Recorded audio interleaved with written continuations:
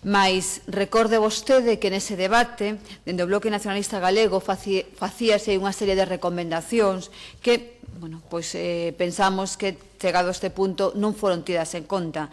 Naquel momento falábase de que compartíamos a literatura dese plan, aínda que despois nos orzamentos e no día a día a súa implementación distaba moito dos obxectivos que se plantexaban.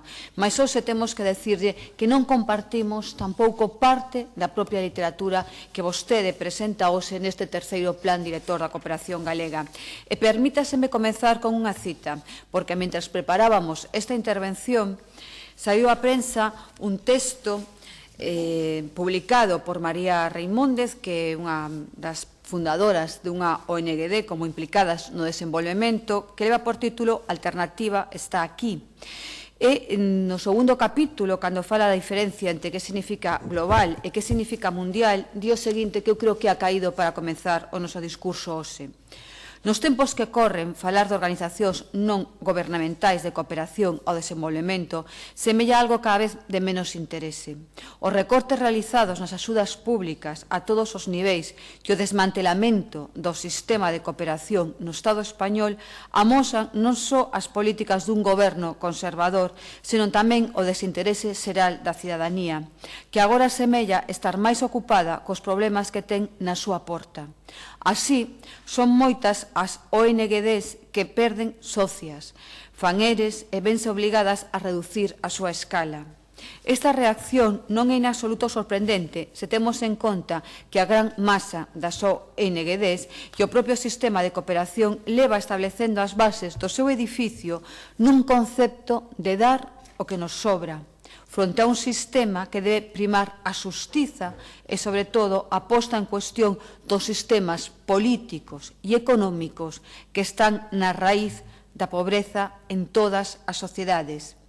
Esta lóxica é, sen dúbida, herdeira do proxecto colonizador en si mesmo, que argallou todo un artefacto de imaginario polo cal as potencias coloniais defendían a explotación económica, a represión social e a acción militar por un afán civilizador e evangelizador dos países subdesenvolvidos. Esta lóxica perdurou na instauración dun sistema de cooperación internacional e foi evolucionando en diferentes fases.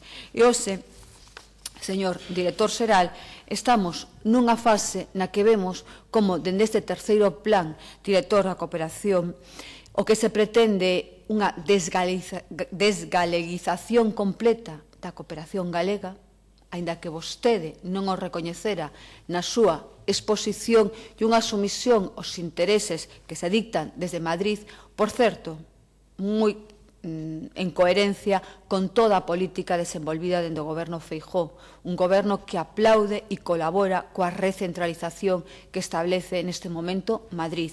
E un exemplo clarísimo é este terceiro plan director, como despois explicaremos, mas tamén é un plan ideolóxicamente sesgado cara a esas alianzas público-privadas, privado-públicas, falando con esas palabras grandilocuentes que caracterizan as épocas que vivimos hoxe, como multifactor, financiamento externo, o que se dá é unha entrada masiva ás empresas tipo Repsol, Telefónica, BBVA, que o que fan realmente, é aqueles países onde se explota, despois buscar vías alternativas para falar en termos de eliminar a pobreza, cando que están buscando son fórmulas financieras que lles permitan unha situación millor para desgravar. Por lo tanto, nos entendemos que este plan se nace eivado, tal e como recolle, por exemplo, e permítame que volva a citar, o propio informe que elabora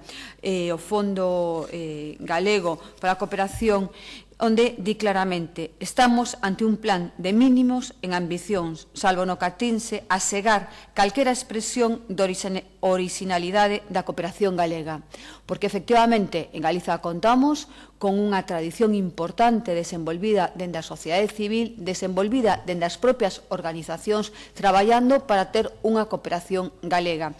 Cooperación galega que sufriu por parte dos gobernos populares, primeiro, un recorte brutal orzamentario, pasando de 12 millóns de euros no 2008 a os 4 millóns dos cales vostede se quere gabarse aquí.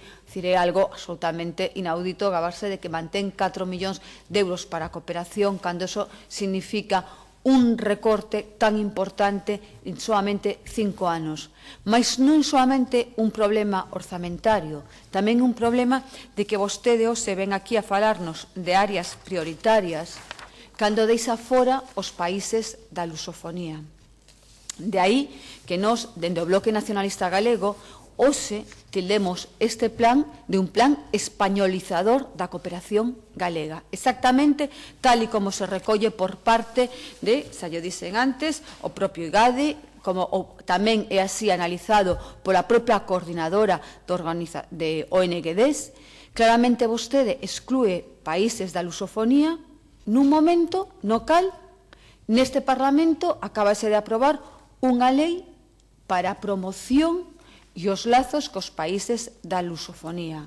Non se pode ser máis contradictorio, aínda que tampouco nos sorprende, non? Porque, efectivamente, isto é unha práctica habitual por parte do Partido Popular. Queremos que hoxe, por favor, señor director xeral, explique que criterios leva a vostede, que non sexa sumisión a Madrid, a eliminar deste tercer plan directorio países como Guinea-Bissau ou como Cabo Verde, onde os lazos, o traballo desenvolvido, tanto dende o Fondo Galego como dende a coordinadora é moi importante. Nos consideramos que este é un aspecto fundamental que debe revisarse neste plan se vostede quere contar co apoio do Bloque Nacionalista Galego neste Parlamento. Para nós é un aspecto fundamental, máxime cando vostedes deron fai uns días, no último pleno do Parlamento, o seu apoio a esa iniciativa denominada Iniciativa Paz Andrade, pero que é unha iniciativa para a promoción e establecer vínculos cos países da lusofonía. Este era un exemplo claro de accións realizadas durante anos e que, además, moi bons resultados. Eu creo que, ademais, eu non teño que explicalo, porque estou convencida de que vostede, director xeral, as coñece e incluso as comparte. Por lo tanto, para nós, ese é un aspecto fundamental que queremos que no seguinte turno nos explique por que esa eliminación, que non sexa sumisión á esencia española.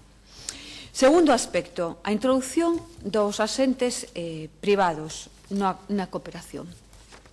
Eu sei que esta é unha linguaxe que ven instalándose dende fai máis de unha década, que levamos sufrido en todos os ámbitos da administración pública. Pero agora chega de cheo ao terceiro plan director da cooperación galega. E eu quero preguntarlle a vostede que nos explique se realmente considera que o camiño a seguir nunha cooperación seria, que non quera ser colonizadora, que quera estar ao servicio da xustiza social e da xustiza global, termo este por cento cada vez máis desacreditado, como podemos ver estes días, ten que basearse nunha alianza público-privada para o desenvolvemento. Analizando un pouco o que, por exemplo, opina a COE a respecto desta alianza público-privada para o desenvolvemento, claro, pois fainos sospeitar cales son os verdadeiros intereses, non?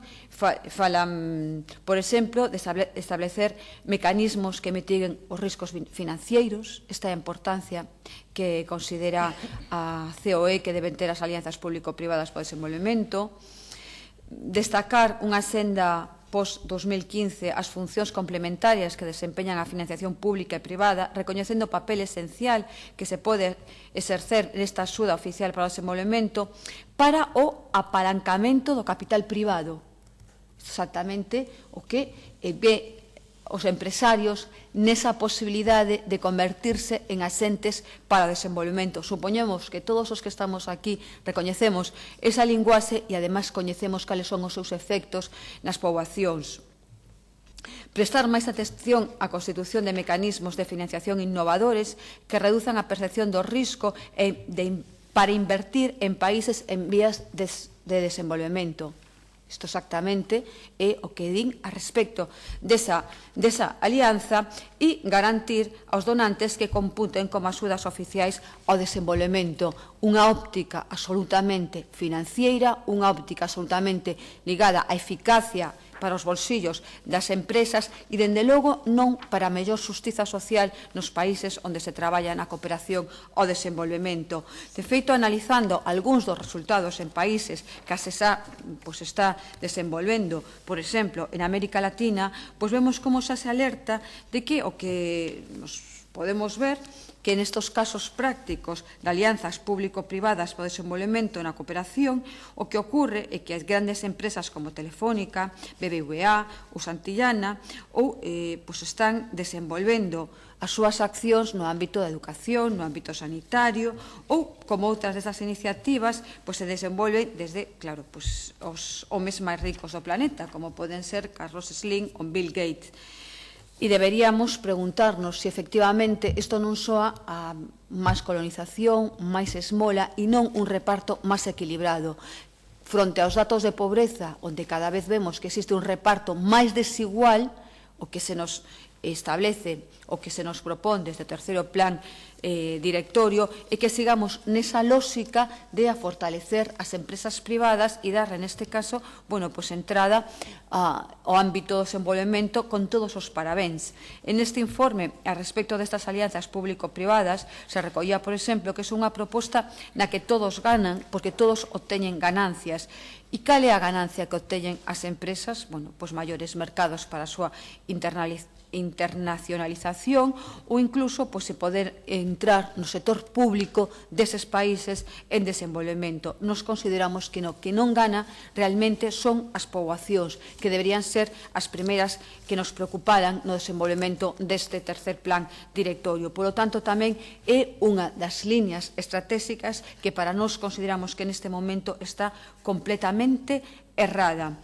Tamén queríamos preguntarlle por propostas de resolución que xa no seu momento foran debatidas, como é que ocorre cos territorios ocupados de Palestina, se sigue considerando que é un país prioritario para a axuda humanitaria, se vostedes xa desbotaron dende o Goberno galego a creación dunha Axencia Galega de Cooperación ao Desenvolvemento, despois de ter limitado, efectivamente, a cooperación dende o ámbito dunha dirección xeral, como foi no período 2005-2009, a unha subdirección, se xa considera que non ten sentido, que non aportaría unha característica específica á cooperación galega.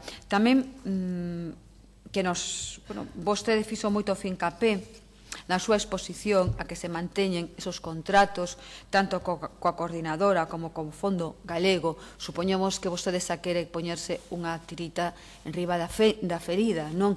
Efectivamente, hai un descontento porque aparezan, se ha recollido a posibilidade de que esas convocatorias públicas non aparezcan referenciadas únicamente á cooperación galega. Queremos que nos explique con maior detalle por que ese cambio de paradigma e que é o que vai perseguindo con ese cambio dentro das convocatorias públicas.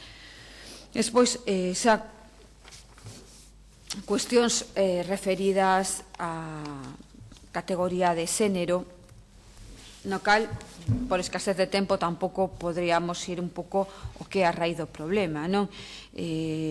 Considero que moitas veces na propia cooperación, como outros aspectos da política pública, introducir xénero como moito significa cantas mulleres existen nos programas, non realmente unha transformación política do que é a inclusión desa perspectiva. Por iso quixéramos que cando vostede fala de recoñecer os dereitos sexuais e reproductivos, que xa e adianto que dentro do Bloque Nacionalista Galego aparecerá como unha proposta de resolución, porque entendemos que así o foi no anterior plan e debe aparecer. A min, dende logo, que me leva unha certa... Perdón, señora Dan, está 4 minutos por encima do tempo e, ainda que vamos a ser flexibles, pregolle que vaya enfilando o remate do seu discurso. Gracias.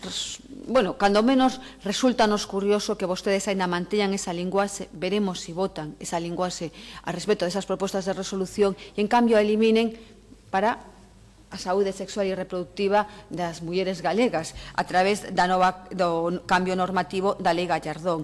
E, francamente, vivimos en un momento, dende logo, de contradicións absolutas, non? O sea, mantemos linguaxes rituais, pero o que estamos facendo de facto é eliminar a cooperación galega. Por lo tanto, nós sí que queremos que aspectos centrais, como son a colaboración público-privada, o ámbito da lusofonía e o traballo con quen está a pé de obra, como son as ONGs e o Fondo Galego, pois esa, no seguinte turno, aclarado por parte do director xeral. Nada máis e moitas grazas. Moitas grazas, señora Adán. Continuamos co turno de grupos parlamentarios por parte